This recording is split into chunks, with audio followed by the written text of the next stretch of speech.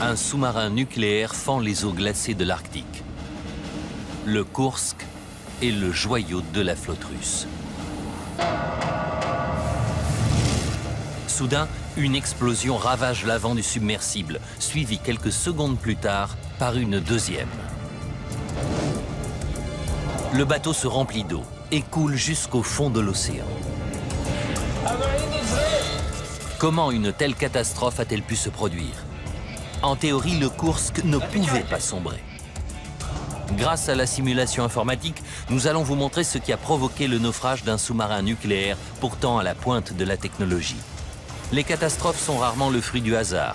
Elles résultent souvent d'un enchaînement d'événements malheureux que nous allons tenter de reconstituer dans cette minute de vérité.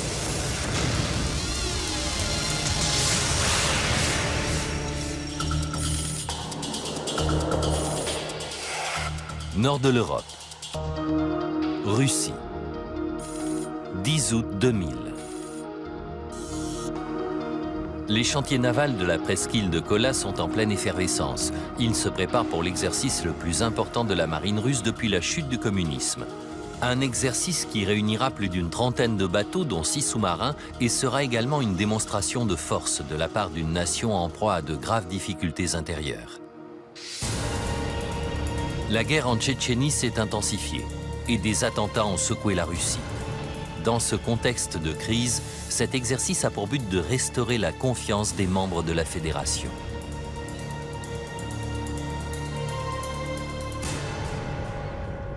« 21h. Dans le chantier naval hautement surveillé Zapadnaya Lista, le K-141 Kursk fait l'objet d'une dernière inspection. Conçu pour attaquer les groupes aéronavals ennemis, il est à la pointe de la défense russe. Avec ses 150 mètres de long pour une hauteur de 6 étages, ce sous-marin propulsé par 2 réacteurs nucléaires est 2 fois plus gros qu'un avion de ligne. Sa double coque unique en son genre et ses 9 compartiments étanches lui permettent d'encaisser l'explosion d'une torpille. Le lieutenant de vaisseau Dimitri Kolesnikov grille une dernière cigarette avant d'embarquer. Il fête son 27e anniversaire et son épouse Olga lui manque. Olga et lui se sont mariés il y a tout juste 4 mois. Nous nous sommes mariés en avril 2000, très modestement car il fallait faire vite. Peu après leur mariage, Dimitri a emmené sa jeune épouse visiter le Kursk pour qu'elle ait autant confiance que lui dans ce sous-marin. Je ne m'attendais pas à ce qu'un sous-marin soit si énorme. La visite guidée inclut le compartiment des torpilles, puis le poste central navigation opération, le PCNO. Sur l'arrière du bateau, Dimitri montre à Olga le poste de conduite propulsion, où il officie. Viennent ensuite des lieux plus inattendus, comme le sauna et la piscine. Olga comprend alors pourquoi son mari est si heureux à bord. On pouvait effectivement aimer ce bateau. Le Kursk est équipé de 2 sas de sauvetage individuels et d'un 3e, assez vaste pour évacuer l'ensemble de l'équipage en une fois. Olga est rassurée. Dimitri va embarquer à bord d'un des sous-marins russes les plus sûrs de l'histoire. À 21h30, Dimitri rejoint les autres membres de l'équipage. Cette mission n'est qu'un exercice de 5 jours, mais le Kursk et son équipage sont quasiment parés pour un combat réel et le sous-marin regorge d'armes. 24 missiles de croisière sont logés dans des silos répartis de chaque côté du massif. Et à la proue se trouve le compartiment des torpilles. Il y a là 6 tubes lance-torpilles et de quoi abriter 24 torpilles. Pour cette mission, l'équipage s'est adjoint les services de Mamed Gadjiev, un spécialiste qui doit procéder à des essais sur des batteries expérimentales pour torpilles. Il est originaire du Daghestan, une région frontalière de la Tchétchénie. À 22h30, dans la pâle lumière d'une soirée d'été dans l'Arctique, le Kursk apparaît. Vendredi 11 août. Dans la mer de Barents, à 140 km des côtes, l'exercice des forces navales bat son plein. Le Kursk participe à une simulation d'offensive, des navires russes jouant le rôle de cibles ennemies. Son commandant est le capitaine de vaisseau Gennady Lyachin, un pur produit du système soviétique et un des hommes les plus expérimentés de la marine russe. 14 heures. L'équipage s'apprête à tirer un missile de croisière contre sa cible, le Pierre-le-Grand, le vaisseau amiral de la flotte du Nord. La marine russe manquant cruellement de moyens, il est rarissime qu'elle tire un véritable missile et les hommes sont nerveux. Ils savent qu'il y a déjà eu plusieurs accidents lors de l'utilisation de ce type d'armement. En 1989, le Komsomolets avait été victime d'un incendie de carburant de missile dans un silo. Une chasse rapide avait permis de faire remonter le sous-marin en surface, mais on avait dû arrêter les réacteurs nucléaires. Le feu avait alors détruit le sous-marin privé de puissance, qui avait fini par sombrer, tuant 41 sous-mariniers.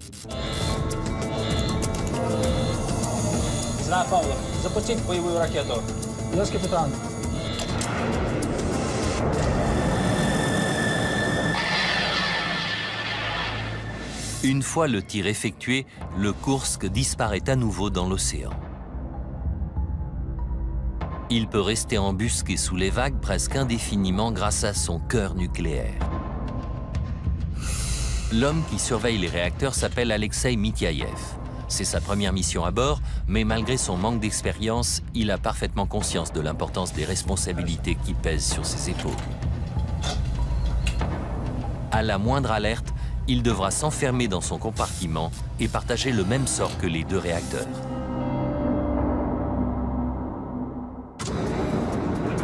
Samedi 12 août, deuxième jour. Le Kursk est prêt à entamer la dernière phase de sa mission, tirer 2 torpilles d'exercice contre le groupe aéronaval ennemi. À 11 h du matin, le commandant donne l'ordre de préparer le tube lance-torpille numéro 4. L'équipage est en effervescence. Cela fait près de 2 ans que le Kursk n'a pas tiré de torpille. Cette arme d'exercice mesure 65 cm de diamètre pour 11 mètres de long et pèse 4,5 tonnes. L'équipage appelle ces gros engins Tolstushka, les grosses filles. Comme toutes les torpilles d'exercice, elle n'est pas équipée d'une charge militaire, mais d'un simple poids pour l'équilibrer. 11h08. Gennady Lyachin a décidé de lancer son attaque à l'immersion périscopique. Il cherche les navires ennemis et repère bientôt sa cible. Après s'être assuré qu'il s'agit bien du Pierre-le-Grand, il poursuit la procédure. Il demande un écho-sonar pour évaluer la distance par rapport à la cible.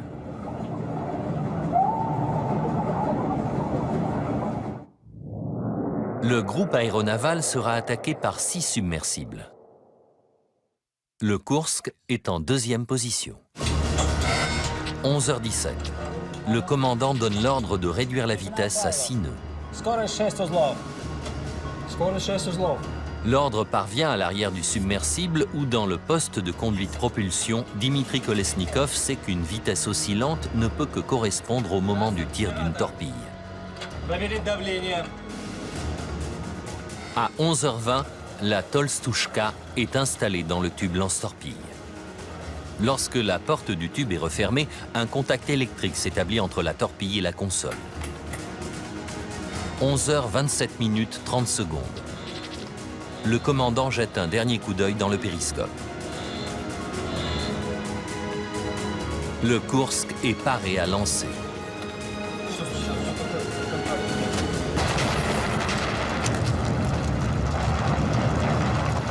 Une onde de choc dévaste le poste central navigation-opération. Les hommes sont projetés au sol et une fumée toxique envahit le local. Le Kursk est dans une situation critique. Avec à son bord une centaine de tonnes d'explosifs, 24 missiles de croisière et 2 réacteurs, il risque une catastrophe nucléaire.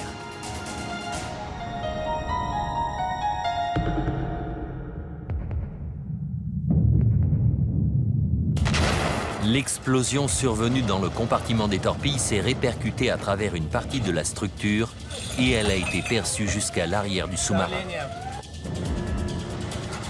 Bien que grièvement blessé, Gennady Lyachin sait que le seul moyen de sauver son bateau consiste à faire surface aussi vite que possible. Il donne l'ordre d'effectuer une chasse rapide. Mais il n'y a plus personne pour l'exécuter. À 70 mètres du lieu de l'explosion, dans la salle de contrôle des réacteurs, Alexei Mitiaïev réagit comme on le lui a appris. Le jeune sous-marinier commence par vérifier si les réacteurs ont été endommagés. Il constate rapidement que tous deux fonctionnent normalement, du moins pour l'instant. Il sait que ces deux éléments sont séparés de la coque par des amortisseurs capables d'encaisser un choc égal à 50 fois la gravité en surface. En revanche, si tout l'arsenal du Kursk vient à exploser, les amortisseurs ne seront d'aucune utilité.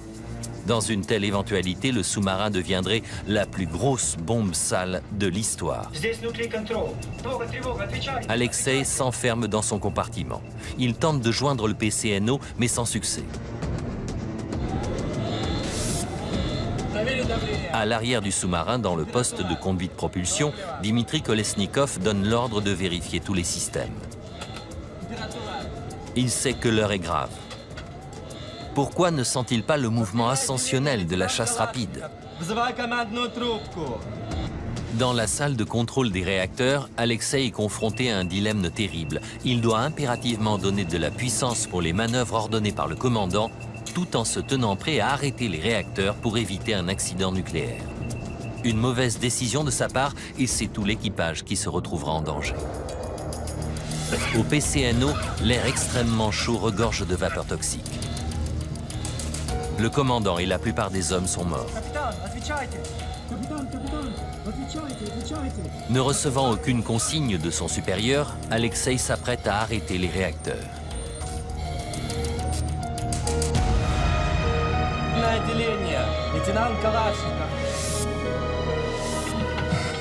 11h30. 135 secondes après la première explosion, une autre déflagration déchire l'avant du Kursk.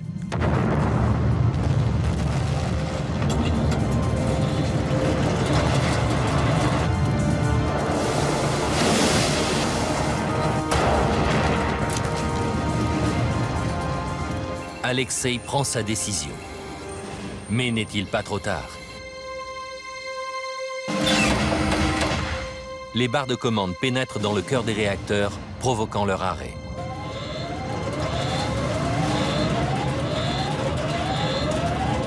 Dimitri et ses hommes restent à terre, là où ils sont tombés, attendant l'impact désormais inévitable sur le fond.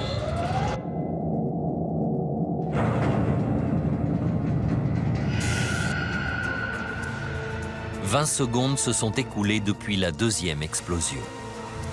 À une quarantaine de kilomètres de là, l'amiral Popov, commandant de la flotte du Nord, observe l'exercice de tir des torpilles depuis le Pierre-le-Grand. Une violente onde de choc ébranle soudain le bâtiment. L'opérateur sonar, le lieutenant de vaisseau Lavrigniouk, consigne le point d'origine de l'onde de choc. 11h31. Dimitri Kolesnikov et ses camarades sont surpris d'être encore en vie. Dimitri redoute une explosion des réacteurs. Il s'enquiert aussitôt de leur état.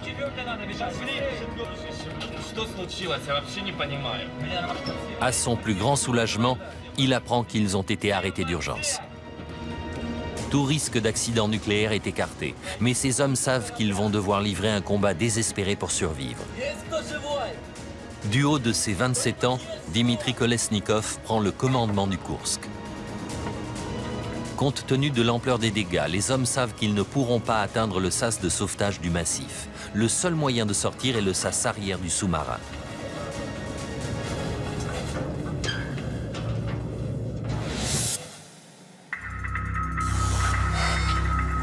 « 13h15. À bord du Pierre-le-Grand, l'amiral Popov constate une anomalie dans le déroulement de l'exercice. 5 des 6 sous-marins ont déclaré avoir rempli leur mission avec succès. Mais le Kursk est toujours muet.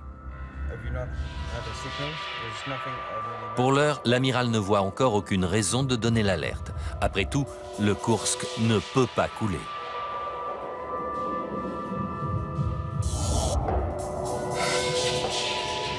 « 13h30, 2 heures après les explosions.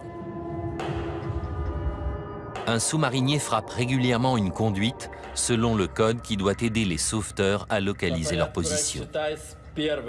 Pendant ce temps, Dimitri Kolesnikov fait l'appel et note le nom de chacun des survivants.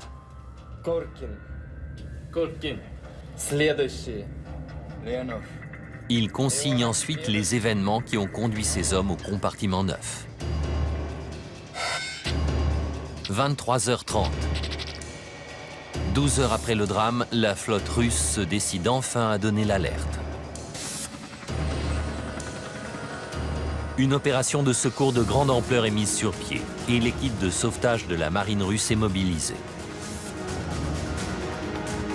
À bord du Pierre-le-Grand, l'opérateur sonar tente de localiser le lieu de l'explosion sous-marine enregistrée le matin même. Retrouver le Kursk s'annonce difficile. En effet, sa coque externe est recouverte d'une couche de caoutchouc de 6 cm qui absorbe les échos sonars pour rendre le sous-marin quasiment invisible. 4h30 du matin, au bout de 5 heures de recherche, l'opérateur sonar du Pierre-le-Grand localise enfin le K-141.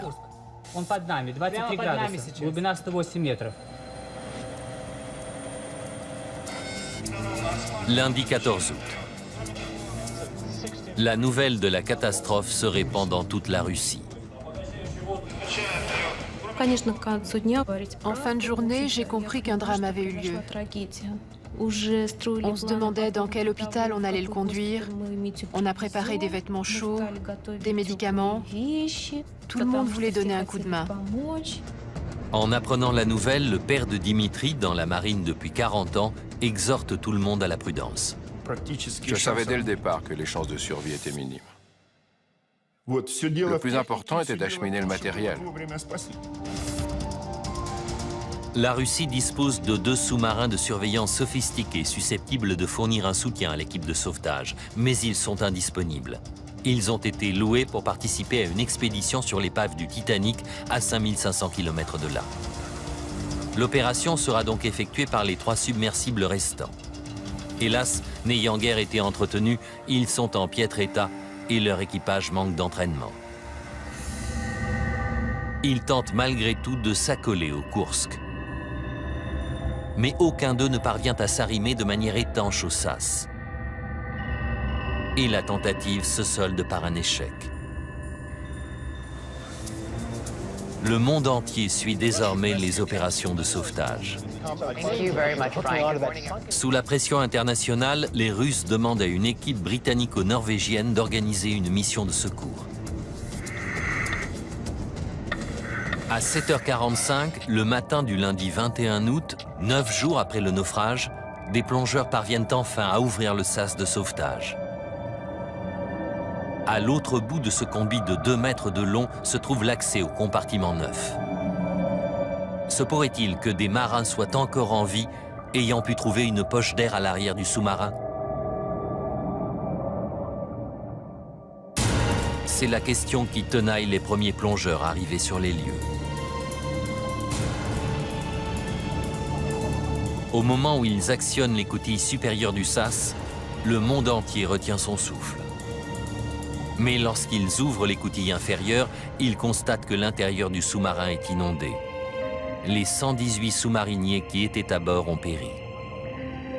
Le premier cadavre qu'ils récupèrent est celui de Dimitri Kolesnikov.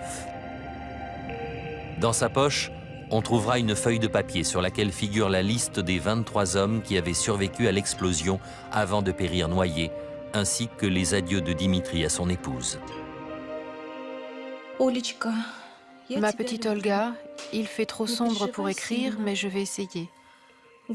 Il semble qu'il n'y ait aucune chance, peut-être 10 ou 20%.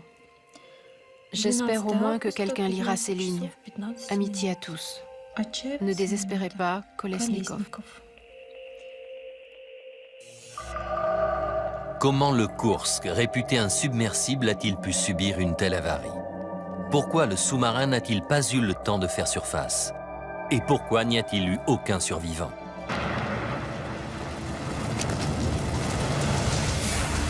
En retraçant le fil des événements qui ont conduit à ce jour fatidique et en analysant en détail l'enquête qui a été faite, nous allons vous révéler ce qui est vraiment arrivé au Kursk et à son équipage. La simulation informatique va vous emmener là où aucune caméra ne peut aller, au cœur de la catastrophe. Le fiasco de l'opération de sauvetage consterne la communauté internationale, mais chez ceux qui connaissent bien le fonctionnement de la Russie, la réaction est bien différente. J'étais de plus en plus en colère. Je connaissais l'attitude des militaires russes qui veulent toujours, avant tout, protéger leur image. En 2000, Peter Truscott est conseiller spécial sur les questions russes auprès du gouvernement britannique. Marié à une Russe, ce lord a des relations haut placées à l'Est comme à l'Ouest. Il juge la marine russe incompétente et vulnérable et s'attend au pire. Il était tout à fait possible qu'on essaie de camoufler l'affaire. L'enquête officielle commence dans le plus grand secret. Et Lord Truscott doute fort que ses conclusions soient jamais rendues publiques. C'est pourquoi il décide d'ouvrir sa propre enquête, même s'il sait qu'elle s'annonce particulièrement épineuse. Si vous demandez de but en blanc aux Russes, dites-moi ce qui est vraiment arrivé à votre sous-marin nucléaire, vous n'apprendrez rien. Et vous risquez même d'être accusé d'espionnage. Grâce à ses relations, il commence à traquer la moindre bribe de renseignements. J'ai étudié toutes les hypothèses qui se sont présentées. Le commandant de la flotte du Nord déclare pour sa part que le Kursk a peut-être été coulé par une mine marine datant de la Deuxième Guerre mondiale. En effet, des milliers de mines avaient été larguées pour couler les sous-marins allemands. Les mines de ce type contiennent une charge d'environ 230 kg qui explose suite à un contact physique ou une influence magnétique. Les images de l'épave montrent que le périscope était sorti. Le Kursk était donc tout près de la surface au moment de l'explosion. L'hypothèse de la mine est dès lors envisageable. Lord Truscott consulte des experts en mines qui lui expliquent qu'une arme de ce genre n'aurait pas été assez puissante pour percer la coque externe du K-141. Ce sous-marin ultra sophistiqué pouvait résister à l'impact d'un missile moderne. Il est donc improbable qu'il ait été coulé par une mine vieille de 50 ou 60 ans. L'hypothèse de la mine peut donc être écartée.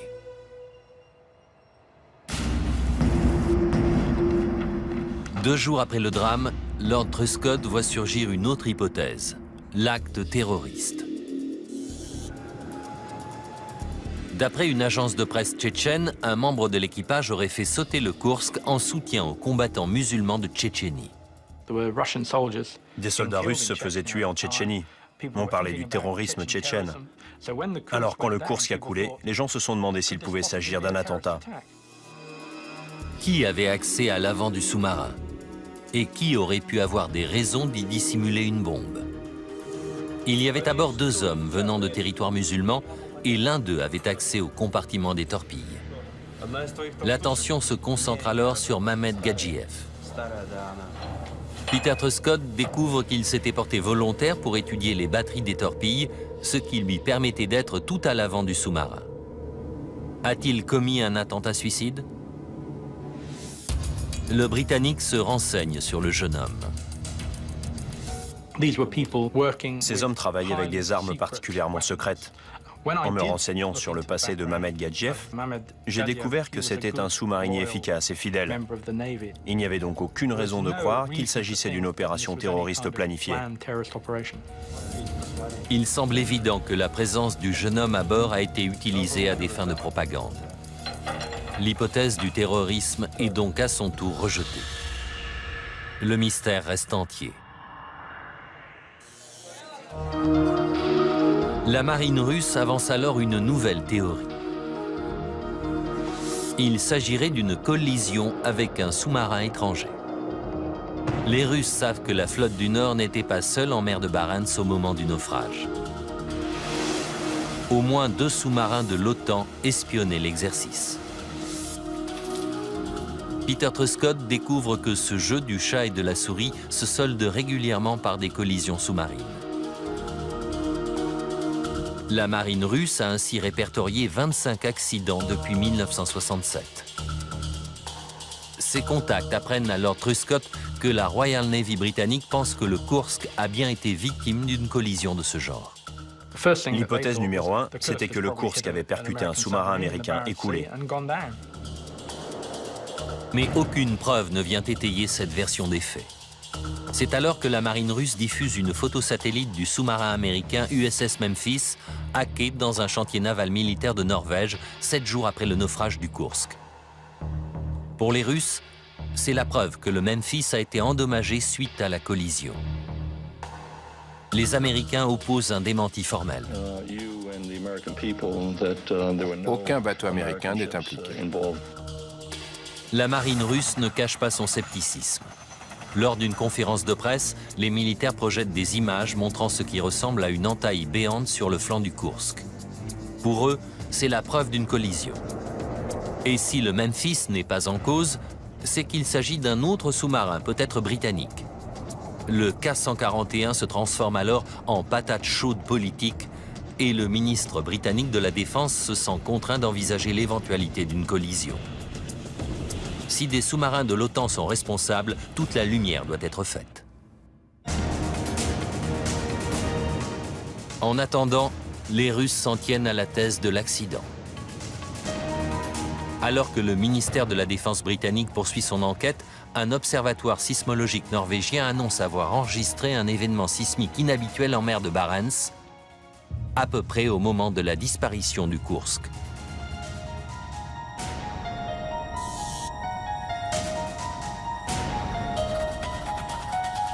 L'écho de l'agonie du K-141 apportera-t-il la preuve qu'il y a eu collision? Le gouvernement britannique se procure ces données capitales et les envoie au sismologue David Bowers. Les renseignements contenus dans ce sismographe sont remarquables. L'expert compare la forme de cet événement à une base de données d'autres signaux sismiques. Elle ne correspond en rien au tracé d'un tremblement de terre ou d'une collision. Elle indique une explosion sous-marine. Une explosion très puissante, l'équivalent d'environ 5 tonnes de TNT. Le scientifique poursuit son analyse en remontant dans le temps. Et ici, 135 secondes auparavant, il découvre un autre événement sismique, presque invisible dans le bruit de fond. Il est 100 fois plus réduit que l'événement numéro 2, mais suffisant malgré tout pour être repéré à plus de 400 km. Et si la marine russe avait vu juste? Si cette trace indiquait bien une collision qui serait à l'origine de la deuxième explosion plus violente? David Bowers analyse la forme du premier événement. En l'agrandissant pour que sa taille égale celle du deuxième, il trouve l'indice qu'il cherchait. Si on compare le signal du deuxième événement avec celui du premier, il s'avère très similaire, ce qui nous amène à conclure que le premier indique aussi une explosion sous-marine. Cette première déflagration était environ 100 fois moins puissante que la deuxième, l'équivalent d'une 50aine de kilos de TNT. Pour lui, il ne fait aucun doute que ces deux anomalies correspondent à des explosions sous-marines. L'OTAN est innocentée. Et la marine russe est obligée de reconnaître que le naufrage du Kursk n'est pas dû à une collision. Les enquêteurs doivent maintenant trouver une explication non pas à une, mais à deux explosions. Il y avait eu 2 explosions, mais ce qui était très frustrant, c'est que les indices physiques gisaient au fond de la mer de Barents, hors d'atteinte. Craignant les retombées politiques du désastre, le président Vladimir Poutine donne l'ordre de renflouer le sous-marin. Ce sera l'une des opérations de renflouement les plus audacieuses de l'histoire.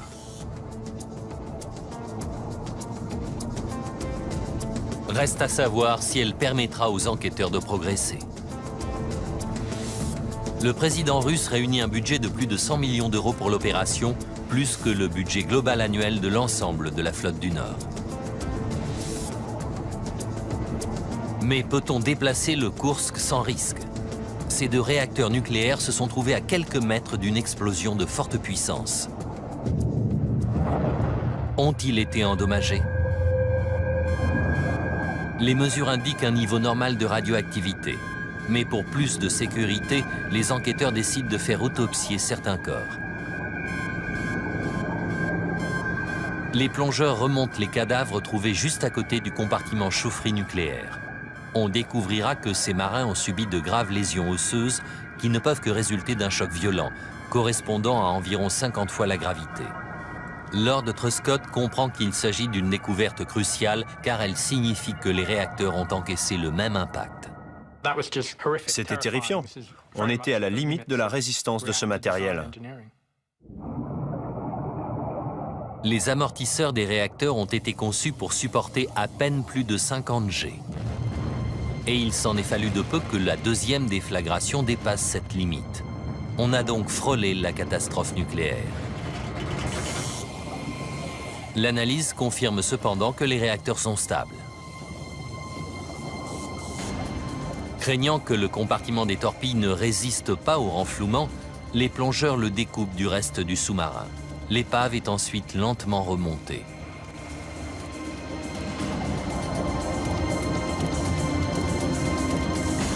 « 14 mois après son naufrage, le K-141 est remorqué jusqu'à un chantier naval de la presqu'île de Kola. Il faudra aux enquêteurs 4 jours pour vidanger le sous-marin sans détruire les indices qui s'y trouvent. Des spécialistes de la police scientifique commencent ensuite à passer l'immense épave au peigne fin. Le premier défi qu'ils doivent relever est d'identifier la cause de dégâts d'une telle ampleur. Ayant rapidement constaté que tous les missiles de croisière étaient intacts, ils s'intéressent aux torpilles. Bien que le compartiment des torpilles soit resté au fond de la mer, en analysant la répartition des dégâts sur l'épave, les enquêteurs parviennent à établir que 5 à 7 torpilles ont explosé presque simultanément. Cela correspond à la déflagration de 4,5 tonnes indiquée sur le sismogramme. Peter Truscott est convaincu qu'il s'agit là de la cause de la deuxième explosion.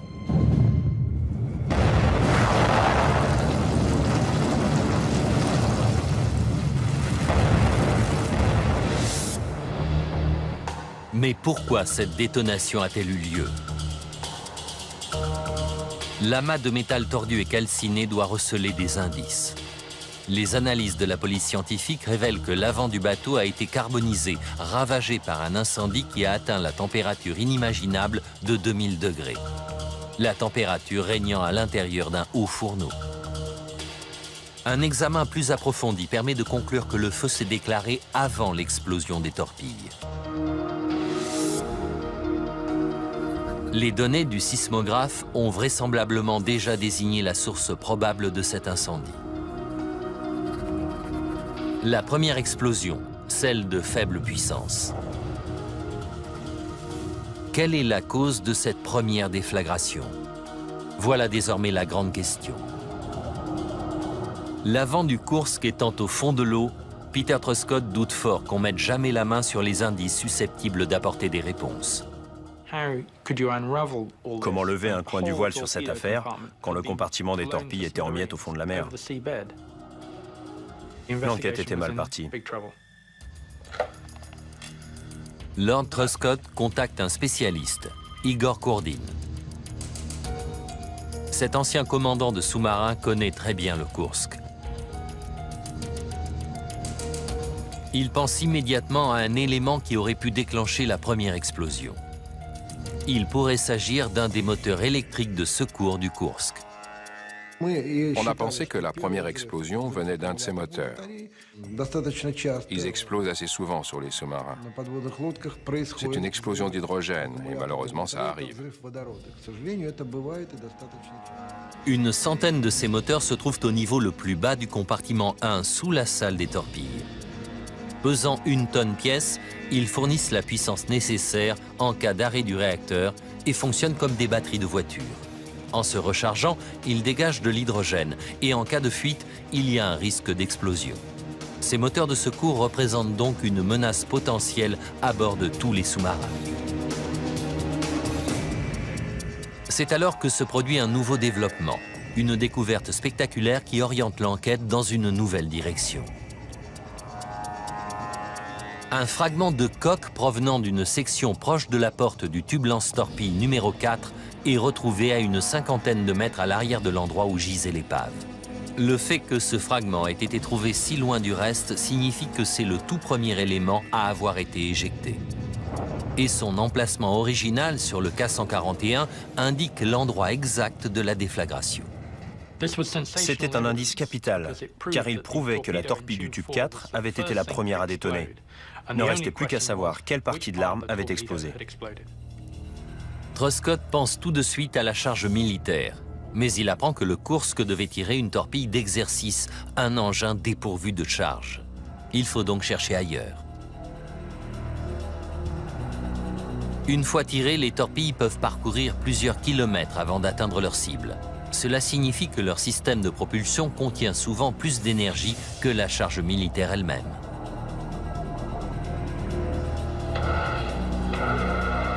Lord Truscott s'intéresse donc au système de propulsion.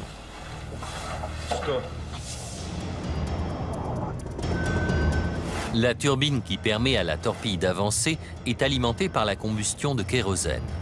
Sous l'eau, en l'absence d'air, l'oxygène nécessaire à cette combustion est stocké sous la forme de peroxyde d'hydrogène hautement concentré, le HTP.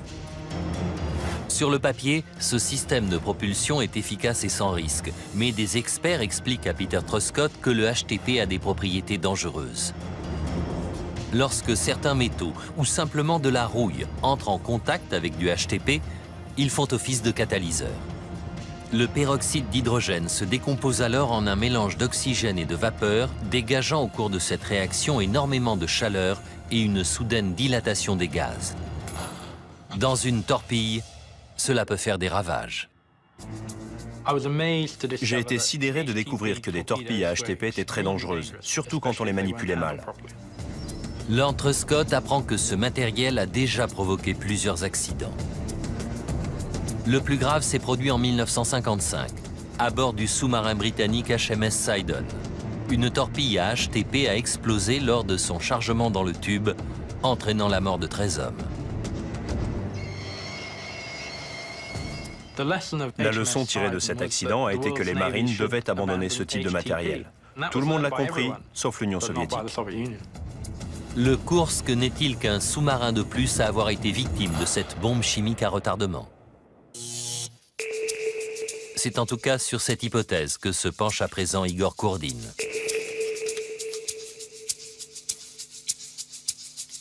Il commence par calculer la puissance approximative du système de propulsion. Résultat, entre 50 et 100 kg de TNT, soit à peu près la puissance enregistrée par le sismographe. Ces chiffres indiquent qu'un accident lié au peroxyde d'hydrogène est des plus probables.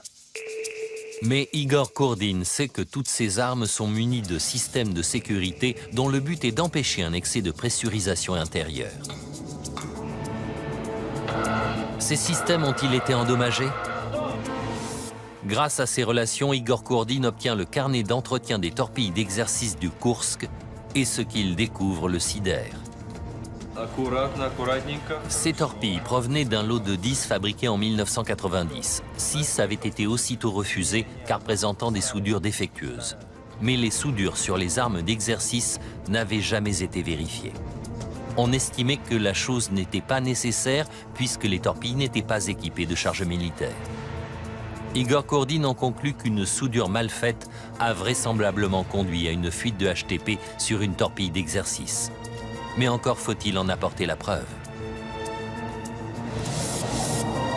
Une recherche longue et minutieuse parmi les milliers de fragments de l'épave du Kursk finit par porter ses fruits.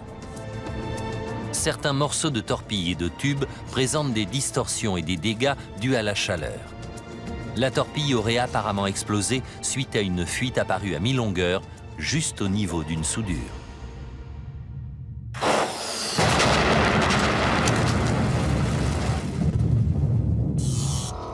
Mais cette hypothèse soulève plus de questions qu'elle n'apporte de réponses.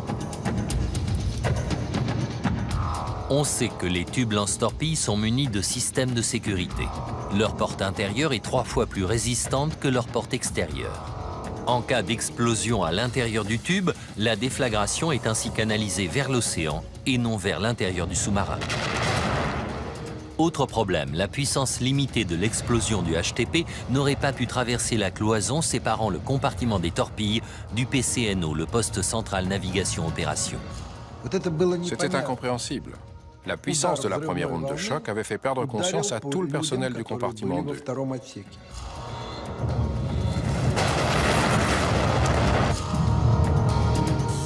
Seul moyen de résoudre ce paradoxe, reprendre l'examen de l'épave rouillée du Kursk.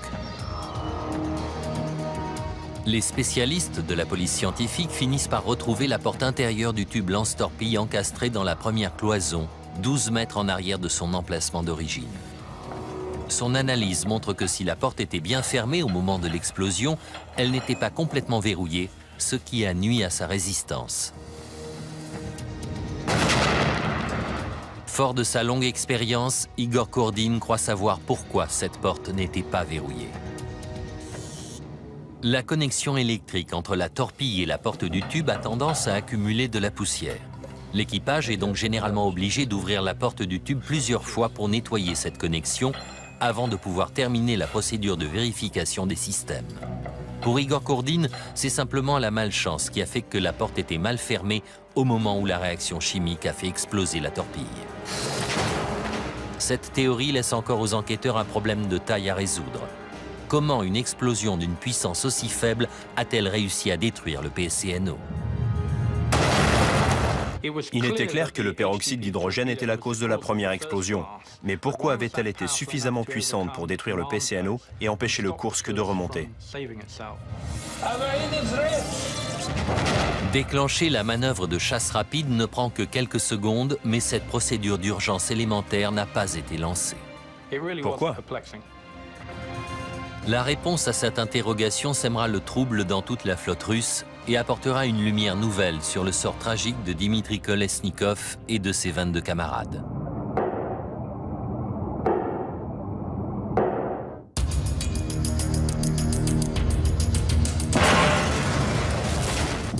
Il est désormais établi que c'est une soudure défectueuse qui a provoqué la première explosion, celle d'une torpille. La cloison aurait dû contenir la déflagration, mais cela n'a pas été le cas. Une fois de plus, Peter Truscott consulte Igor Kordin. Ce dernier sait que la cloison séparant les deux premiers compartiments aurait largement dû pouvoir contenir l'explosion dans le compartiment avant. Il cherche des défauts éventuels de conception sur l'avant du K-141. Très vite, ses soupçons se portent sur le système de ventilation. Un conduit de 40 cm de diamètre court le long des 4 premiers compartiments.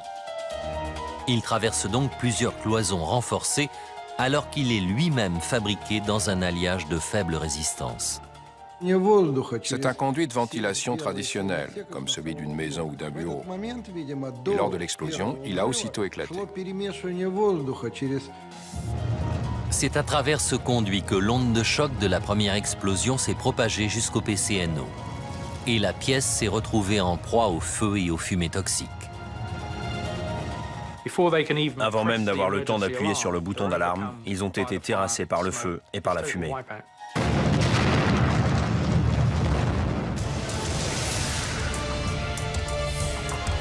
Lord Truscott a pu reconstituer l'enchaînement des événements qui ont conduit à la tragédie du Kursk.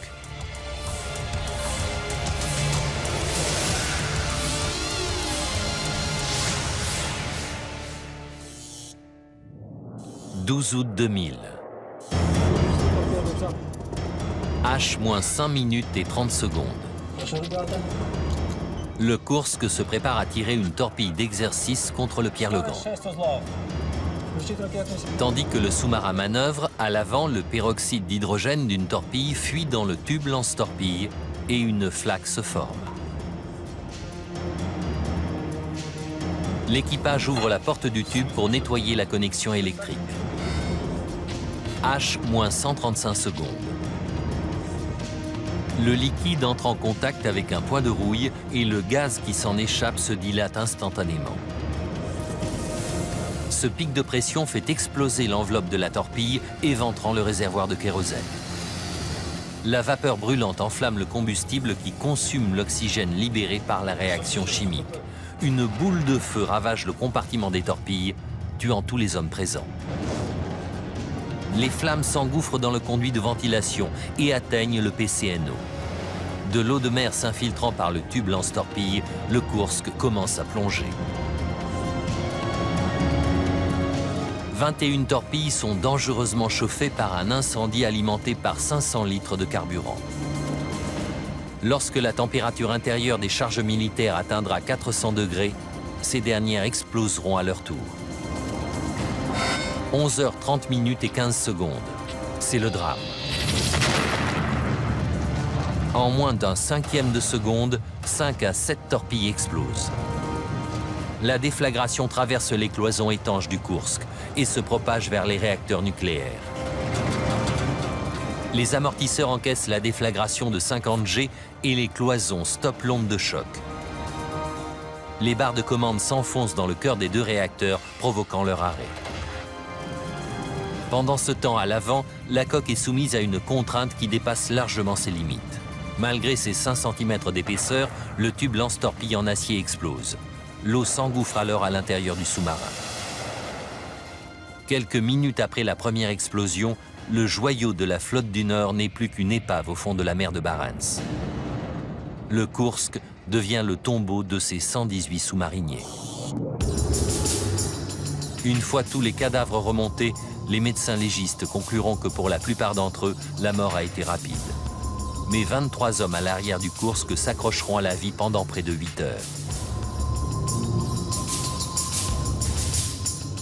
Igor Kurdin peut imaginer comment les choses se sont passées. Ils ne sont qu'à 108 mètres sous la surface et ils ont été entraînés à sortir un par le sas. Mais ça n'est pas sans risque. Si personne ne les repère une fois qu'ils seront en surface, ils mourront de froid. En remontant ainsi, ils risquaient d'être entraînés dans l'océan, de mourir de froid et de disparaître sans laisser de traces. Ils attendaient donc qu'un bateau se positionne à l'aplomb du sous-marin. Les sous-mariniers ne manquent ni d'eau ni de nourriture et il y a suffisamment d'air pour qu'ils tiennent plusieurs jours. Mais à chaque expiration, ils rejettent du dioxyde de carbone. Un gaz mortel, même à faible concentration. Pour éviter une accumulation nocive, le sous-marin est équipé d'usines à CO2, des plaques de produits chimiques qui absorbent le CO2 contenu dans l'air ambiant. Les sous-mariniers accrochent ces filtres à des tuyaux. Igor Kurdin découvre que le sort de ces hommes a été scellé par ces appareils censés leur sauver la vie. Le rapport d'accident fait état d'un incendie dans le compartiment 9 et on a retrouvé dans les débris calcinés des filtres d'usine à CO2. Igor Kurdin sait que ces filtres prennent feu lorsqu'ils entrent en contact avec de l'huile ou de l'eau. Il reconstitue alors les derniers instants de ces 23 hommes. Les sous-mariniers tentent d'accrocher un nouveau filtre, mais le froid et l'obscurité les rendent maladroits et le filtre tombe dans l'eau pleine d'huile. La réaction chimique déclenche un incendie qui consomme l'oxygène contenu dans l'air. Ne pouvant plus respirer que le monoxyde de carbone produit par les flammes, les 23 hommes succombent rapidement. D'un certain côté, je suis fière de Dimitri, car dans ces circonstances terribles, il a réussi à garder son sang-froid, à ne pas perdre la maîtrise de lui-même et de ses collègues. Mais d'un autre côté, je trouve que c'est une façon horrible de mourir. Il aurait mieux valu que sa mort soit instantanée. Suite à ce drame, la marine russe a retiré toutes les torpilles à HTP de ses sous-marins, mais le rapport officiel n'a désigné aucun responsable. Personne ne saura jamais avec certitude si le technicien Alexei Mityayev a décidé d'arrêter les réacteurs. S'il l'a fait, cet acte héroïque a peut-être évité un nouveau Tchernobyl. Les corps de la plupart des sous-mariniers ont été rendus à leurs familles et un mémorial a été élevé à Saint-Pétersbourg en leur mémoire. Le désastre du Koursk est souvent présenté comme une métaphore de la décrépitude de l'Union soviétique. Mais pour moi, le courage de son équipage est un signe d'espoir pour l'avenir de la Russie.